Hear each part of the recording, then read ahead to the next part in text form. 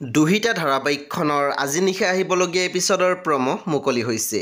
আজিৰ প্ৰমৰ প্ৰথম ভাগত আমি দেখিবলৈ পাইছোঁ দুহিতাই কৈ আছিল এজনী ভনীয়েকৰ মনত যাতে বায়েকৰ প্ৰতি কেতিয়াও ঘৃণাভাৱ উপচি নপৰে, সেইকাৰণে এই বিয়া কেঞ্চেলৰ আঁৰত ময়ে আছিলোঁ। তাৰপিছত আমি প্ৰমত দেখিবলৈ পাইছোঁ বাবলিক মাকে কৈ আছিল জন্মদিনৰ বাবে দেউতাৰে বোলে বিকিৰ পৰা কিবা এটা উপহাৰ খুজিব। তেতিয়া বাবলি মাত দিছিল কি খুজিবনো? পুনৰ মাকে কৈছিল কিবা বিশেষ উপহাৰ বোলে, যিটো কেৱল বিকিহে দেউতাৰক দিব পাৰিব। তাৰপিছত আমি প্ৰমত দেখিবলৈ পাইছোঁ অন্তৰাই কৈ আছিল বাই বিয়াখন নিজে কেঞ্চেল কৰিছে নে অনুৰাগে কৰিছে?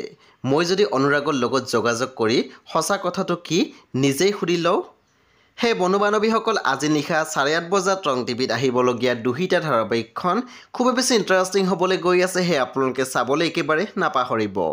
পৰৱৰ্তী আপডেটৰ বাবে আপোনালোকে মোৰ চেনেলটো ছাবস্ক্ৰাইব কৰি কাষত থকা বেল আইকন টিপি দিবলৈ একেবাৰে নাপাহৰিব। আৰু প্লিজ আপোনালোকে মোৰ ভিডিঅ' এটা লাইক কৰি দিব।